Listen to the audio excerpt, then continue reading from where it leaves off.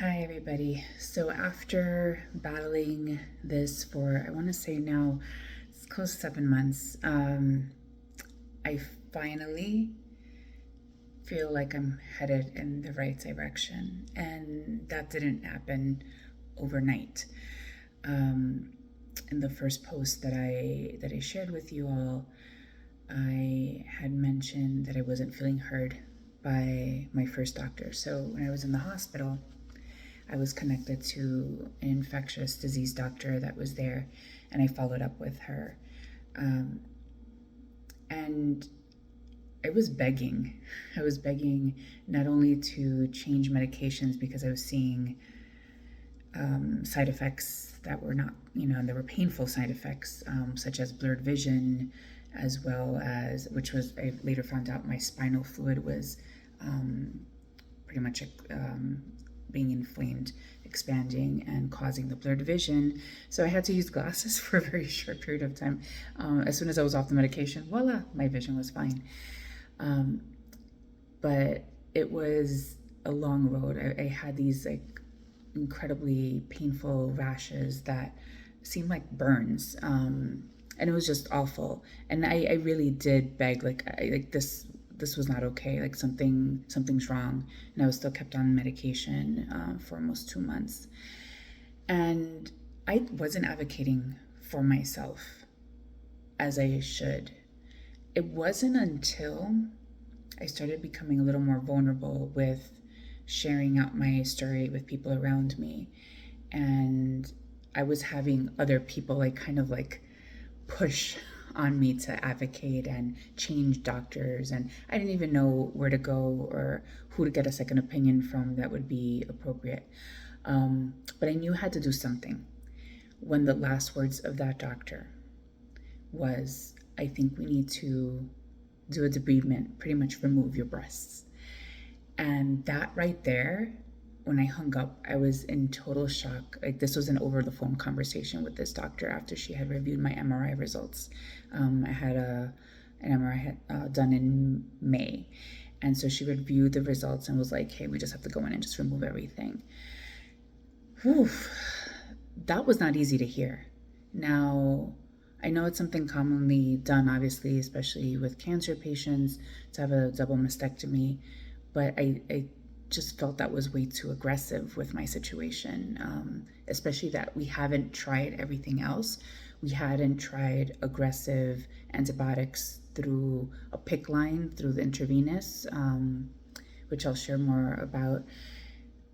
We hadn't tried reaching out to the hospital where I'm actually going today. I'm really excited, which is here in Denver, where I am right now, in Denver, Colorado. I'm about to visit the National Jewish Health Hospital, and they're known to, they have a research clinic, and they're really known to have a good success rate in helping people with this condition, with different forms of Mycobacterium.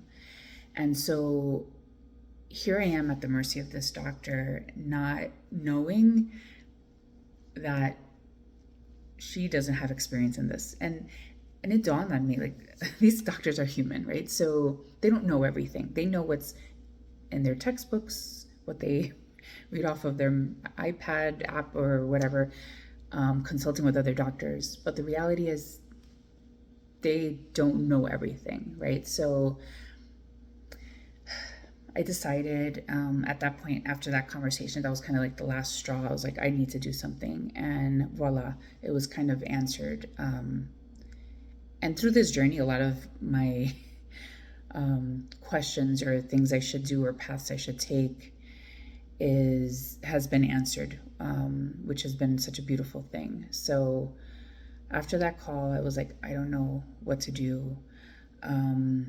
I don't know who to go to. And coincidentally, later that day, I had an appointment with my gastroenterologist.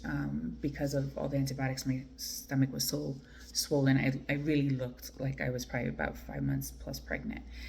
And so he had mentioned it was probably results of the antibiotics I was taking, but he wanted to rule out that the infection wasn't now going down to my stomach. And he was like, I really feel like you need a second opinion. But the person he recommended happened to be the boss of the person that was already seeing me. And so he didn't have another referral that he could trust. And then came a call from someone that I work with, and she was like, "You really need to go to a different hospital altogether." And I did that. I did that night. And it was kind of suggested by not only the gastroenterologist, but the person I was speaking to on the other line. And she referred a different hospital and mentioned, like, hey, they have a good staff of infectious disease doctors there. So I ended up changing hospitals. And that is, or was, a very pivotal point of heading in the right direction. And I had mentioned to the doctor that they connected me with at this new hospital, like, hey, I haven't been on a PICC line, I haven't been on this. And he was even very hesitant. He's like, oh, those PICC lines have so many complications. You could get infections and other things could happen. I'm hesitant as well. And I'm like, oh gosh, like I feel like I need something more aggressive. And how am I going to get this help? Well, in any case, he referred me to someone else. And this person has been an angel, an angel, an angel, an angel. And I finally feel like I have a team. So between the surgeon from the first hospital that I've been following up with, who's a breast specialist, who's been doing all my wound care, and I'll have to talk about that later date, because the wound care part, oof, is tough.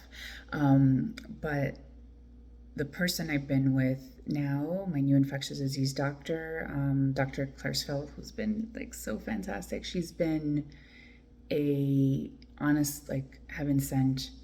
She did put me on the PICC line, and there my healing began. So I'm on, if you see me with this sleeve, I'm covering what is my my PICC line. So it's a catheter that goes in all the way up to my heart and pumps the medication, in my case, the IV, intravenous IV. And so I'm on a medication called imipetin, and this medication is pretty aggressive, but has slowed things down so tremendously. So I'm so grateful. I'm so grateful that she listened and heard me, that I needed something more aggressive. And also she saw it, she knew it.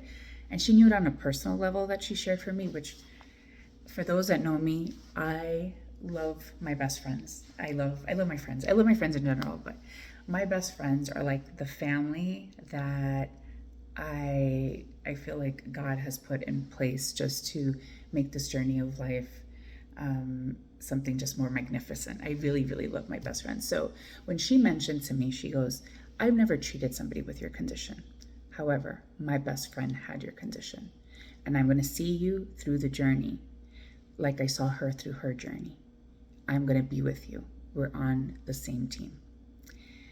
And that is what I needed. I needed that type of advocacy where I had somebody in my corner there, and trying new things to see what worked.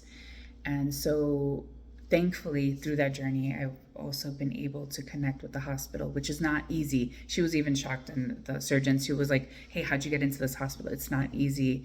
And that was also another angel that advocated for me on her end. At the hospital, when she heard my story and was impacted by the fact that I had said, I want my life back. And she was like, well, I'm going to help you get your life back, and we'll figure this out. And so here I am in Denver, Colorado, on my way today to the National Jewish Health. And I'm just hoping for good things and praying to God that this is finally going to be the last I guess, portion or chapter of this, and I could finally, hopefully, put it to rest eventually. I know I'm still a little ways ahead, and it's not going to happen overnight. I get that, but I know it's going to happen.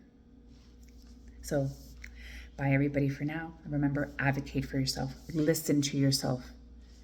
If you have an instinct, go with it. If you feel like you need a second opinion or third opinion, fourth opinion, go for it. because nobody is going to care as much as you do about yourself and about your health.